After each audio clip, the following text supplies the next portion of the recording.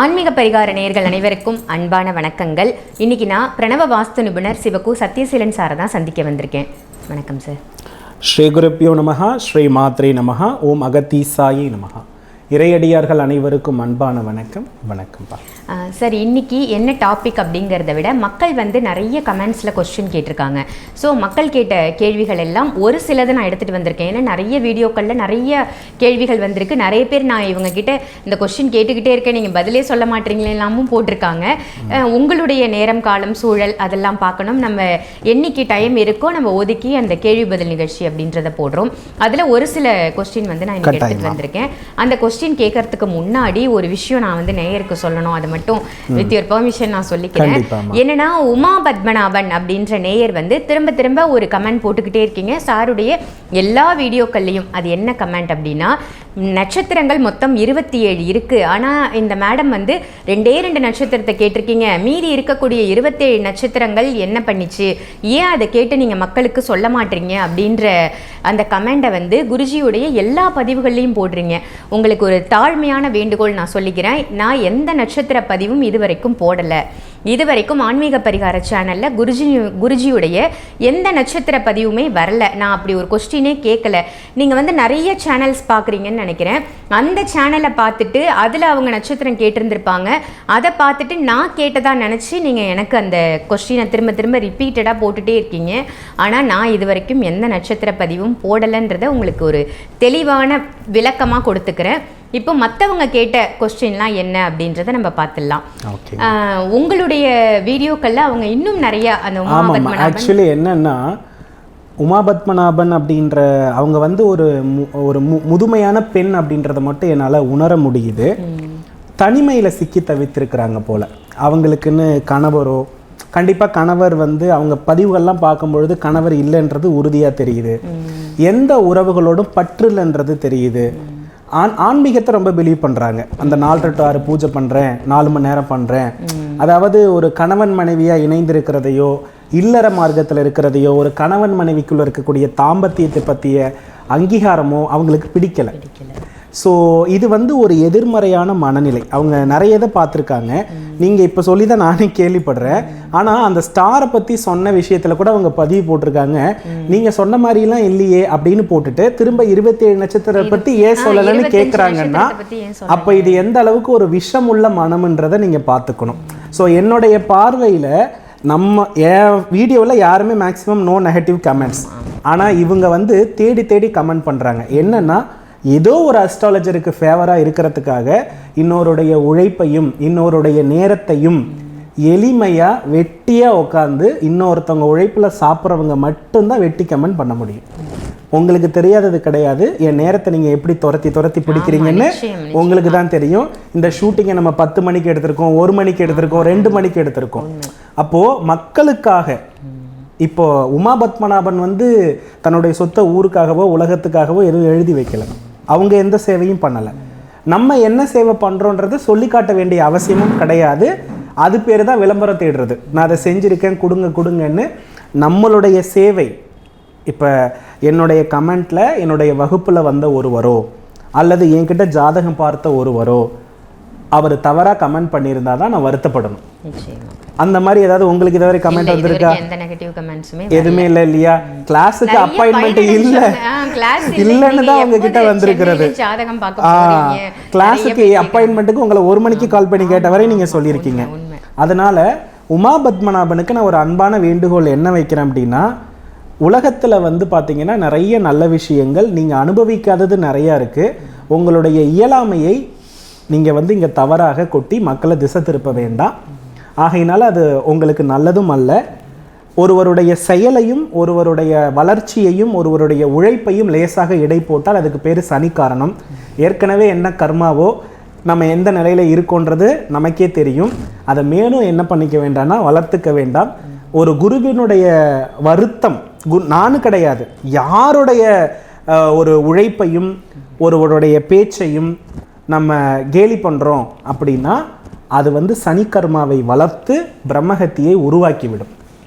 ஆகையினால அவர்களுக்கு அதுதான் வேண்டுமென்னா அதை அவங்க தொடரட்டும், வேண்டான்னா அது அவங்களுடைய விருப்பம். நமக்கு என்ன அப்படின்னா, எத்தனையோ நடந்து போயிட்டு இருக்கிறோம். சரிங்களா? இந்த விஷயத்தை நான் ஏன் சொல்ல வரேன்னா, 100 பேர் பண்ணுறதுல ஒரு கமெண்ட் அப்படி இருக்கணும் போது அவரும் தவறாக இருக்கக்கூடாது. அவரும் ஒரு நாள் நம்மளுடைய மாணவராக மாறணுன்றது தான் விருப்பம். ஆனால் அங்கே தவறாக போயிட்டு இருக்கும் பொழுது அது நல்லதாக இருக்காது. அது மட்டும் அவங்க தெரிஞ்சுக்கிட்டா நல்லா இருக்கும். மிக்க மகிழ்ச்சி. வணக்கம் சார். உங்கள் பதிவை கிட்டத்தட்ட நான் 5 வருஷமாக பார்த்துட்ருக்கேன். நீங்கள் சொல்கிற எல்லா விஷயங்களையும் நான் கடைப்பிடிச்சிட்டு வரேன். 20 வருஷத்துக்கு முன்னாடி என்கிட்ட கடன் வாங்கினவங்க கொடுக்காத பணம் வந்து எனக்கு திரும்ப கிடைச்சிருக்கு. இப்போது உங்களுடைய பதிவுகளை பார்த்து நான் செஞ்சதன் பயனாக எனக்கு கிடைச்சிருக்கு. ரொம்ப மகிழ்ச்சியாக இருக்குது அப்படின்ற மாதிரி உங்களுக்கு முதல் நன்றி தெரிவிச்சிருக்காங்க சார். அதே மாதிரி இன்னும் சில கடன் பிரச்சனை எனக்கு இருக்குது, இதுக்கு ஏதாவது தீர்வு இருக்கா அப்படின்னு கேட்டிருக்காங்க. கடன் அப்படின்னாலே விநாயகர் தான்மா. அவங்கக்கிட்ட ஒருவேளை நல்ல ஒரு வருமானம் இருக்குன்னா ஒரு தங்கத்தில் விநாயகர் பதித்த உருவத்தை ஒரு நாணயமாக வாங்கிக்க சொல்லுங்கள். அந்த நாணயத்தை வைத்து ஒவ்வொரு திங்கட்கிழமையும் காலை நேரத்தில் விநாயகருடைய 108 போற்றிகள் சொல்லி இடியாப்பம் நம்ம விடுறோம் இல்லையா, அதில் வந்து தேங்காய் பாலில் இடியாப்பத்தை ஊற வைத்து அதில் சக்கரை போட்டு அதை வந்து ஒரு 10 பேருக்கு நம்ம வந்து தானம் கொடுக்கும் பொழுது அந்த கடன் சுமை குறையும். இதுக்கு எதுக்கு பண்ணணும்? தங்க நாணய விநாயகருக்கு. ஏன்னா தங்கத்தில் விநாயகர் வாங்க முடியாது, நாணயத்தில் 1 கிராம் 2 கிராமில் கூட நம்ம பதிச்சு வாங்கிக்கலாம். அந்த உருவம் பதித்த காயினுக்கு நாம அதை வந்து ஒரு பச்சரிசி மேலே, ஒரு தட்டில் ஒரு பச்சரிசி மேலே நாணயம், அதுக்கு முன்னாடி அந்த நெய்வேத்தியம், விநாயகருடைய போற்றிகள் 108 அருகம்புல் வச்சு அர்ச்சனை பண்ணிவிட்டு தீபாராதனை காமிச்சதுக்கு பிறகு அந்த உணவுப் பொருளை தானம் கொடுக்கும்போது கண்டிப்பாக கடன் சுமை குறையும். நிச்சயமாக இது ஒரு பயனுள்ள தகவலாக இருக்கும் அவங்களுக்கு. அடுத்தது சார், குலதெய்வ ஃபோட்டோ வந்து பூஜை ரூமில் வைக்கலாமா? குலதெய்வ ஃபோட்டோக்கும் மற்ற தெய்வங்களுக்கும் தனித்தனியாக நெய்வேத்தியம் செய்து நம்ம வழிபடணுமா? நான் தெளிவாக சொல்கிறது, குலதெய்வத்தினுடைய மறுவடிவம் தான் நம்ம வீட்டில் இடறக்கூடிய கஜலட்சுமி விளக்கும் காமாட்சி விளக்குமே குலதெய்வம் தான். அது இல்லாமல் நீங்கள் வேறு உருவகப்படுத்தி வைக்க வேண்டிய அவசியம் கிடையாது. சொல்ல போகணுன்னா தெய்வத்தை வந்து, அதுவும் கர்ப்ப கிரகத்தில் இருக்கக்கூடிய தெய்வத்தை படமே எடுக்கக்கூடாதுன்னெலாம் நம்ம வந்து நிறைய சொல்லுவாங்க.